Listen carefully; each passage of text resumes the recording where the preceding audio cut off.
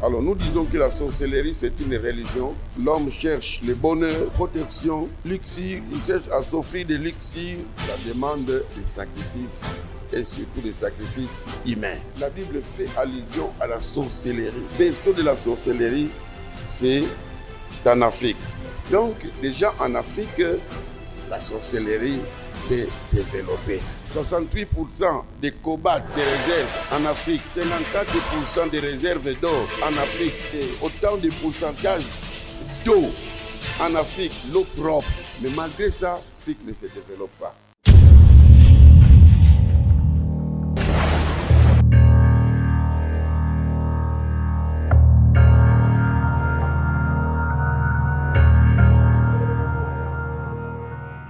Chers frères et sœurs, shalom, bienvenue dans notre émission.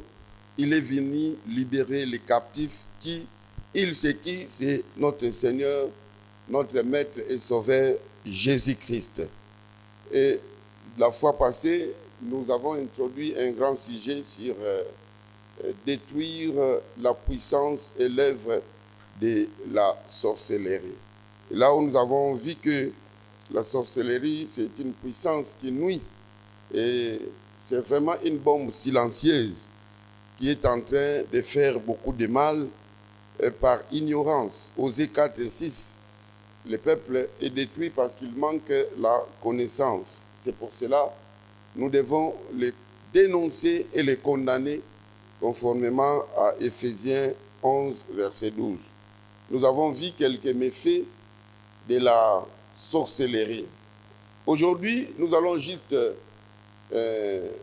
définir c'est quoi la sorcellerie et nous parler de l'origine de la sorcellerie, d'où ça vient. Il y a trois manières de définir la sorcellerie.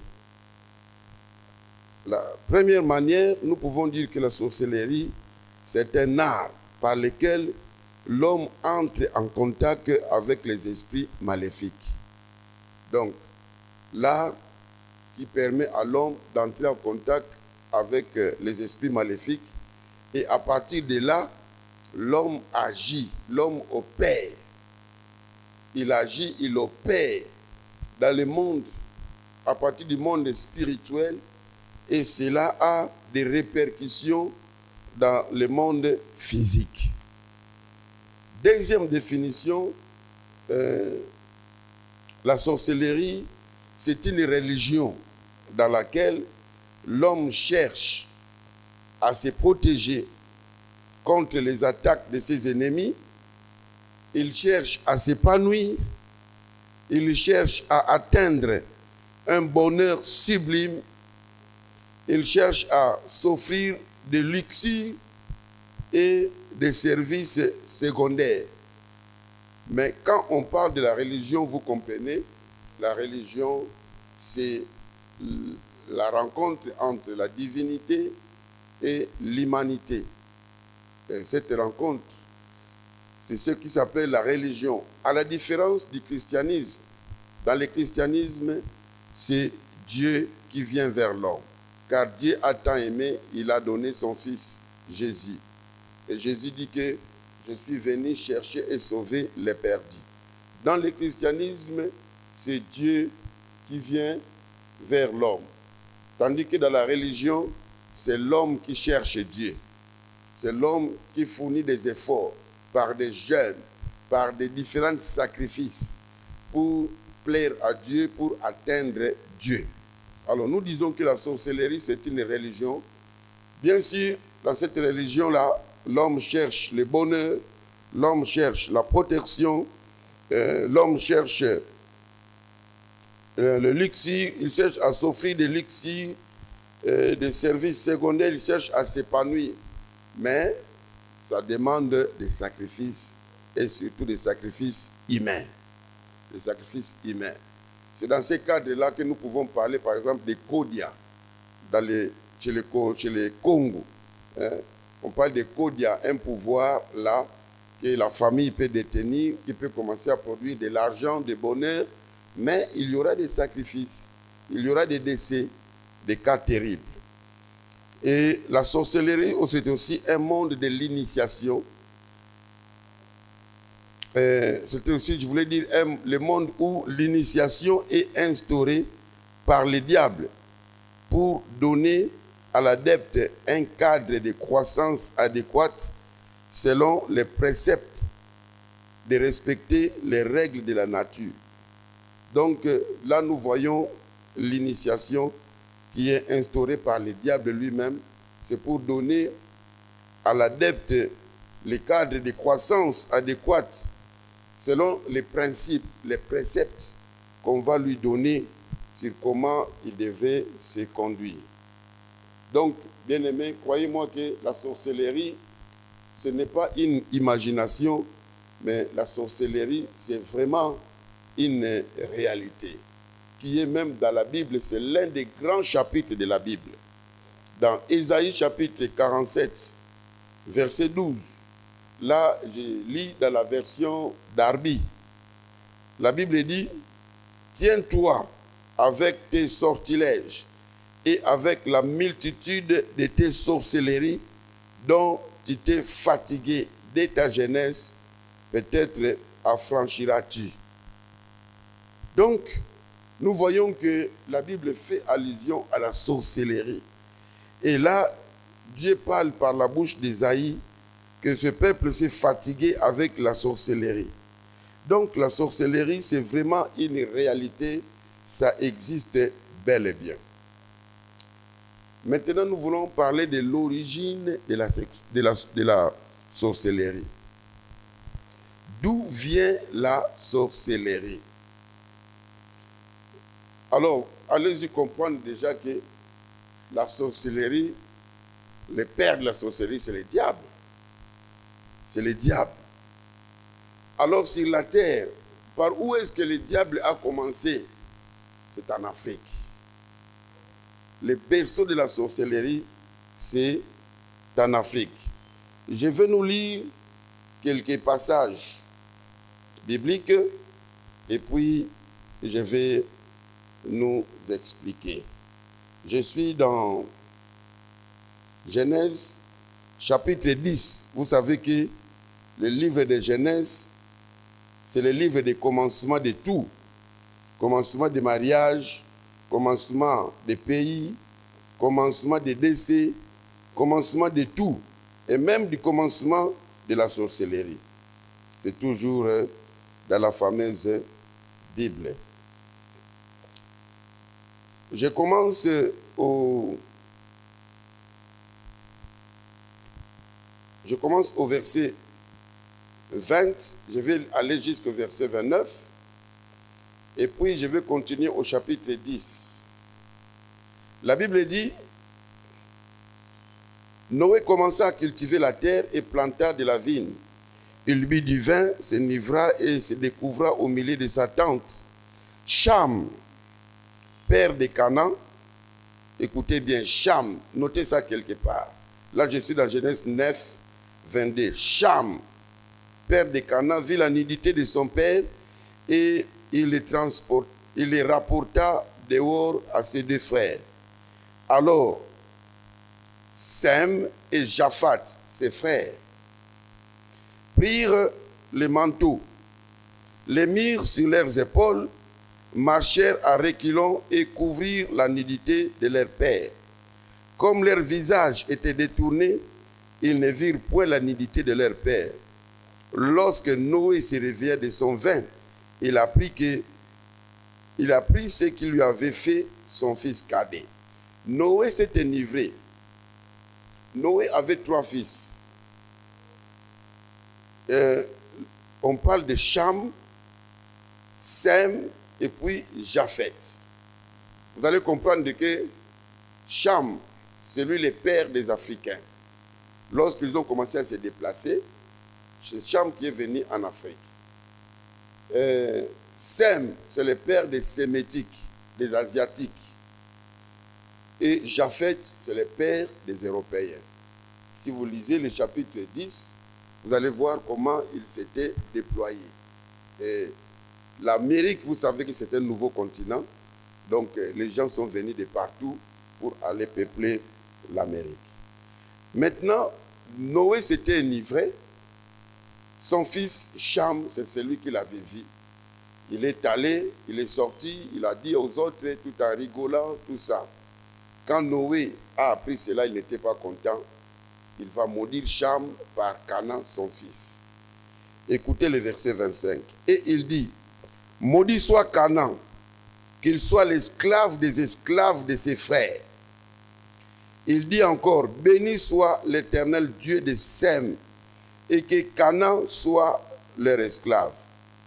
Que Dieu étende les possessions de Japheth, qu'il habite dans les tentes de Sem, et que Canaan soit leur esclave. Vous voyez?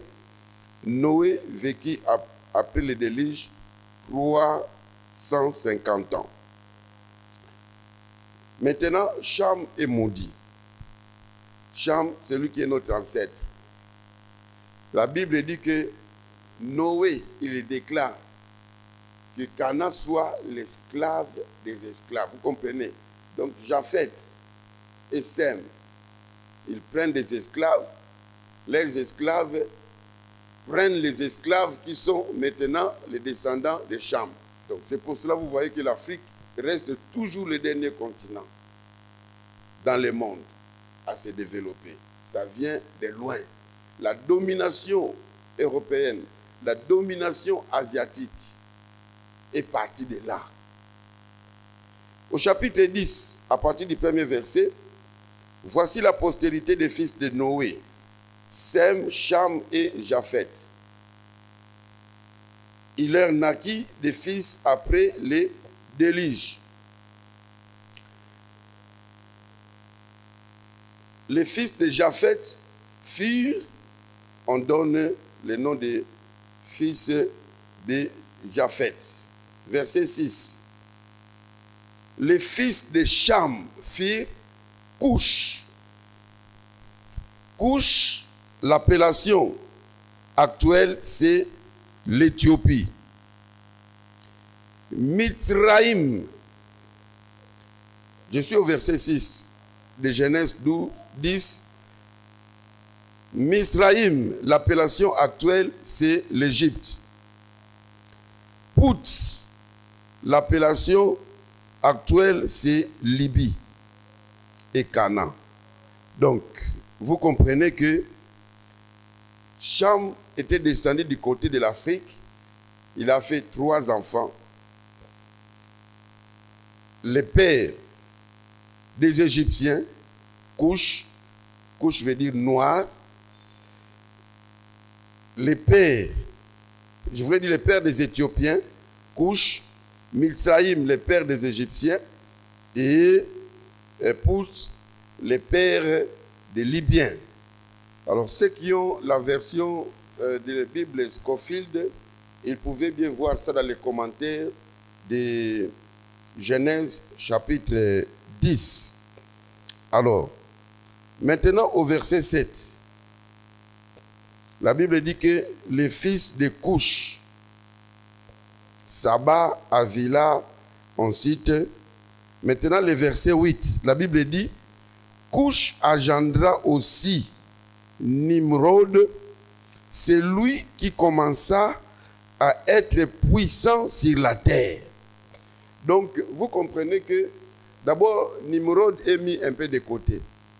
On cite les enfants de Couche, qui veut dire noir, les pères des Éthiopiens. On cite ses enfants et puis on met le nom de notre enfant de côté, Nimrod. La Bible dit que c'est lui le premier homme puissant. Maintenant, la question est, il était puissant en quoi? Donc, il était différent des autres. C'est-à-dire, c'est à lui que Nimrod, que Satan a déposé la puissance sorcellérique. C'est pour cela qu'il a été différent des autres. Mais il avait quand même son métier. La Bible dit qu'il était chasseur. La Bible dit, Couche engendra aussi Nimrod, c'est lui qui commença à être puissant sur la terre. Il fit un vaillant chasseur devant l'Éternel. C'est pourquoi l'on dit comme Nimrod, vaillant chasseur devant l'Éternel. Maintenant, qu'est-ce qui s'est passé? Nimrod, descendant des Couches, arrière-petit ou bien petit-fils de Cham, il va maintenant, avec sa puissance déjà telle qu'il était là, il contamine déjà l'Afrique. Il contamine ses frères, les Égyptiens, les Libyens, et après il monte à Babel. Il va aller habiter à Babel. Babel, c'est trouvé en Mésopotamie. L'ancienne Mésopotamie, c'est l'actuel Irak. Le pays que nous appelons Irak. Donc, Nimrod va monter là-bas. Donc, la Bible dit, verset 9, il fit un voyage chasseur devant l'Éternel. C'est pourquoi l'on dit, comme Nimrod, voyant chasseur devant l'Éternel. Il régna d'abord sur Babel. Donc, quand il est monté là-bas, à cause de ses puissances sorcellériques, il était devenu un dominateur. Il est allé là-bas, il les a dominés.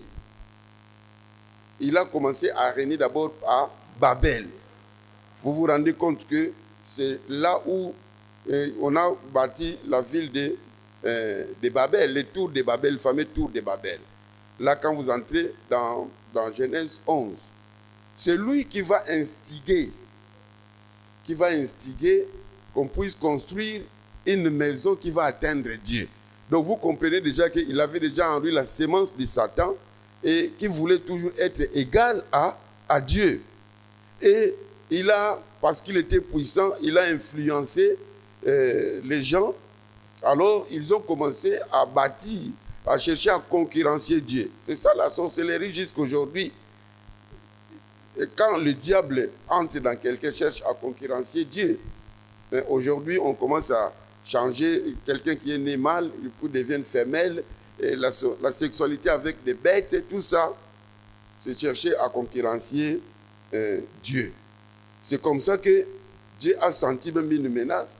La Bible dit que quand Dieu était descendu, là je suis dans Genèse 11, il a vu que ce que les hommes faisaient, sans monter, rien ne pouvait les empêcher de réaliser leurs projets et Dieu les a confondus. Donc Dieu reste toujours au-dessus. Alors, c'est là où, et c'est cette ville-là de Babylone, l'Apocalypse va encore parler de cette ville dans Apocalypse chapitre 17, versets 1 à 7. Babylone la grande, la fille prostituée. Donc, cette doctrine que Nimrod a influencée là-bas, ça continue à agir, mais ça va plus se développer dans les derniers jours. Après l'enlèvement de l'église, Babylone la grande, prostituée, va agir. Je mets un peu entre parenthèses par rapport à Babylone.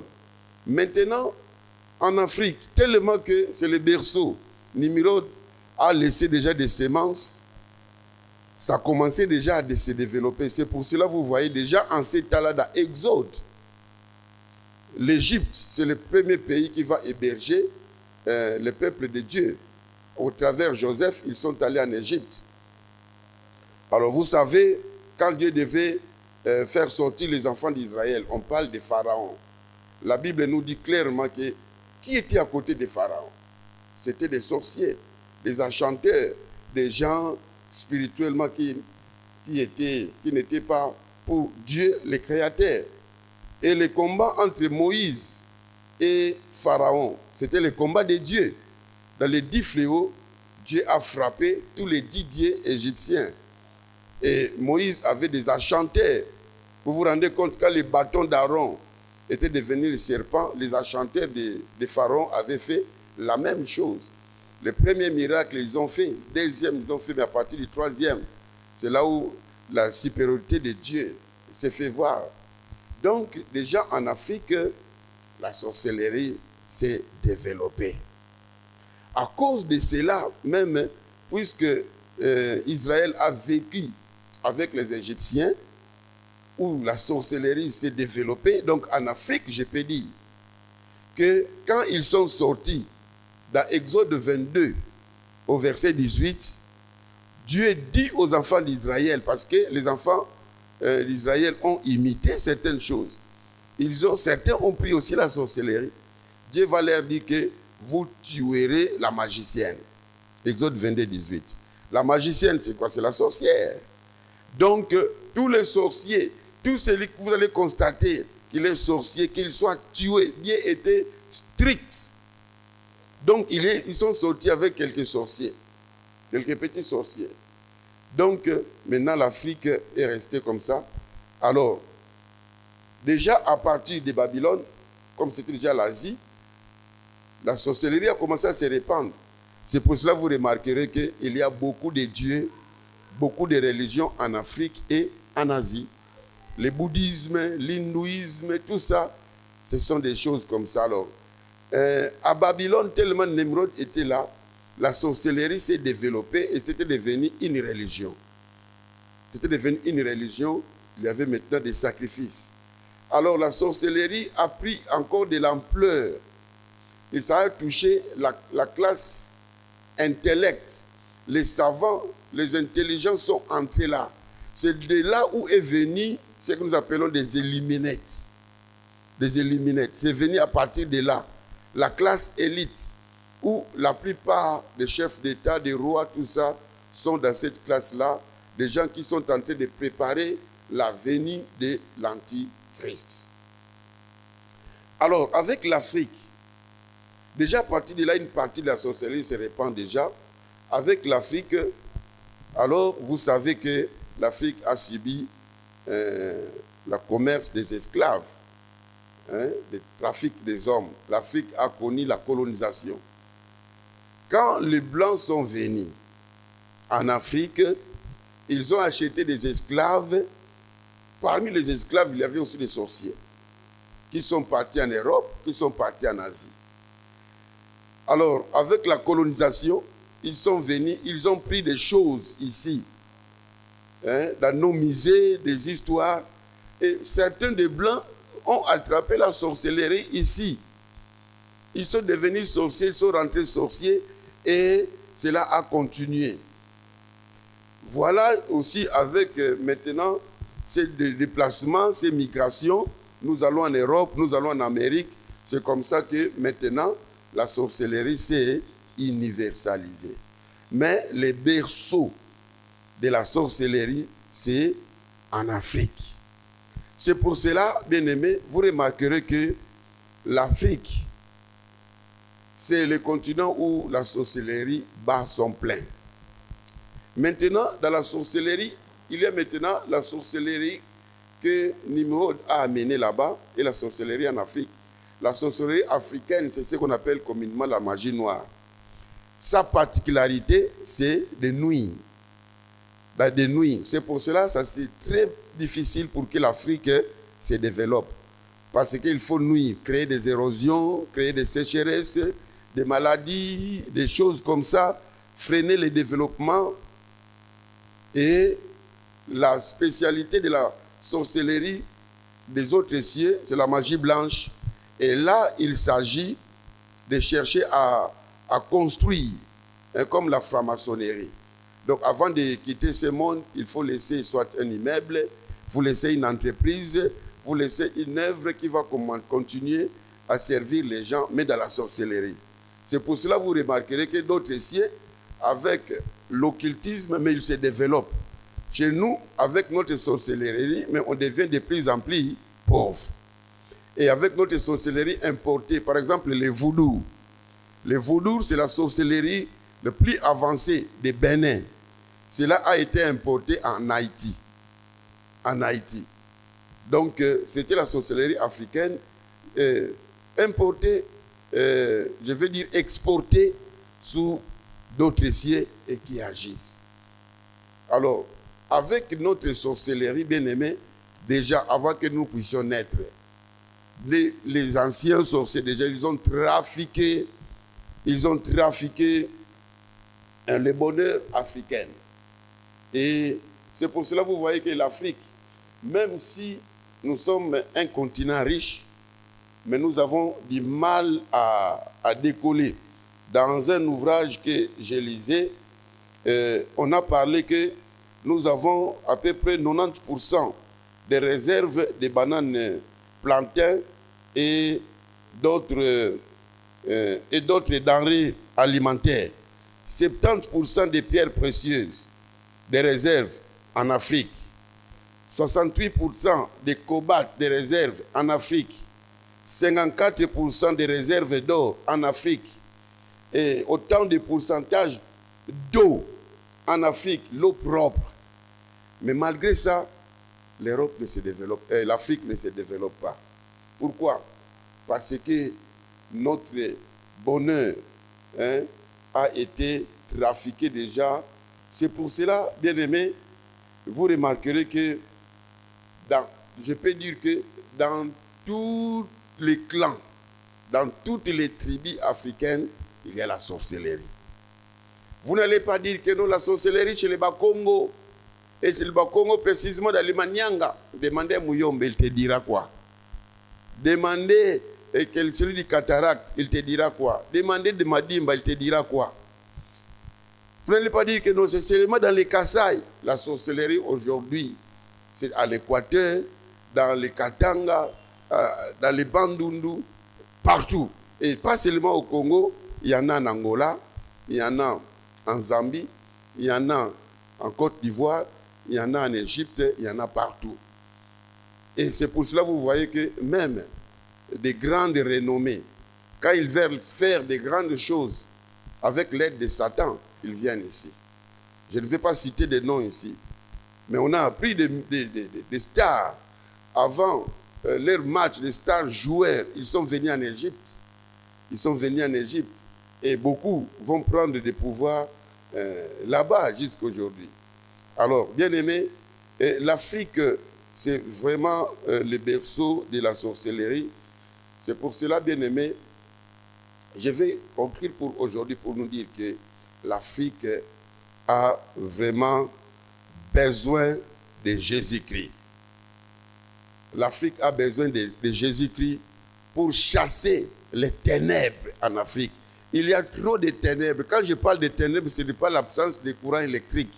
Les ténèbres qui sont des œuvres du diable, des œuvres sorcellériques. C'est vraiment lié dans nos coutumes, dans nos habitudes. Quand un enfant naît, quand il y a deuil, quand il y a fête, beaucoup de cérémonies là nous font entrer en contact avec des mauvais esprits.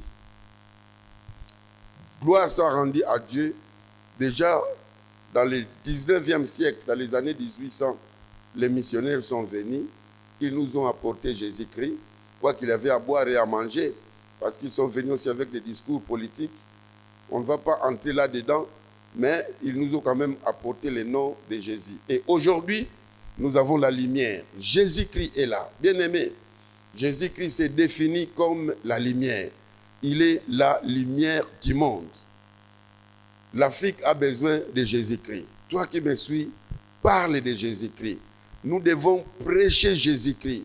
Utilisons tous les moyens possibles pour parler de Jésus-Christ. C'est lui seul qui pouvait chasser les ténèbres implantées en Afrique à partir des Amourodes, à partir des couches, à partir de tous ces gens. Nous avons besoin de Jésus-Christ. Que la peau noire soit délivrée par le Seigneur Jésus. Dieu merci, il a dit dans Luc 4, 18, il est venu libérer les captifs, entre autres, nous les Africains. N'oubliez pas d'apporter le nom de Jésus dans ta famille, dans ton clan, parce que le diable agit. Il y a des choses que vous direz que chez nous c'est comme ça. Chez nous, il y a une forêt. Dès que vous êtes un étranger, vous y allez, vous perdez. C'est la sorcellerie. Vous entrez dans cette eau-là, vous êtes un étranger, vous perdez, vous disparaissez. Ça, c'est de la sorcellerie. Vous essayez de faire ceci. En tout cas, le mauvais sort vous arrive. C'est de la sorcellerie. C'est ce que nous vivons en Afrique. C'est ce que nous vivons en Afrique. Bien-aimés, prêchons Jésus. Et nous devons prier. Prions, bien-aimés, non seulement prêcher, mais prions. Nous sommes envahis par plusieurs religions qui ne confessent pas Jésus-Christ. Et ça pullule pas mal en Afrique. Ça continue à naître. Des sauveurs des Noirs, des sauveurs de ceci, des patati patata. Tout ça, ça ne vient que renforcer ces forces du mal. Alors, vous qui êtes chrétiens, nous qui sommes chrétiens, bien-aimés, nous devons beaucoup prier pour notre cher continent. J'aimerais prier avec vous, car aujourd'hui, on se limite là. N'oubliez pas d'aimer et de liker. N'oubliez pas de vous abonner si vous ne l'avez pas encore fait. Et surtout, n'oubliez pas aussi de partager, parce qu'il y a quelqu'un qui pouvait être sauvé. Bien-aimés, l'unique façon pour nous de s'épargner de toute puissance sorcellerie, il n'y a que le refuge, c'est Jésus. Je t'invite de venir à Jésus-Christ. C'est là seul que vous trouverez une protection. Psaume 91, verset 1er. Celui qui demeure sous l'abri du Très-Haut repose à l'ombre du Tout-Puissant. Seigneur mon Dieu, merci parce que tu nous aimes. Tu as bien voulu qu'aujourd'hui, que nous ayons la lumière de comprendre la sorcellerie, surtout en Afrique. Pendant que nous développons ce thème, Seigneur, fais-nous grâce que nous puissions comprendre. Et nous voulons que la puissance de la sorcellerie en Afrique soit détruite. La puissance de la sorcellerie dans notre cher beau pays soit détruite. La puissance de la sorcellerie dans ma famille, dans mon clan, dans ma tribu soit détruite.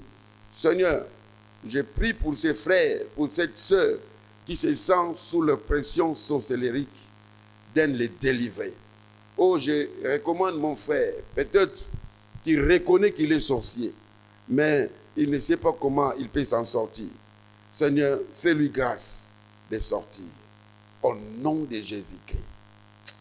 Bien-aimé, je te dis que toi qui réalises, peut-être tu es conscient que tu es sorcier. Ne manquez pas de voir les hommes de Dieu. Vous pouvez venir nous voir à l'adresse qui est indiquée. Nous allons vous aider dans la prière et nous allons vous aider dans la délivrance. Prochainement, je vais vous parler de la sorcellerie, de ce type de sorcellerie.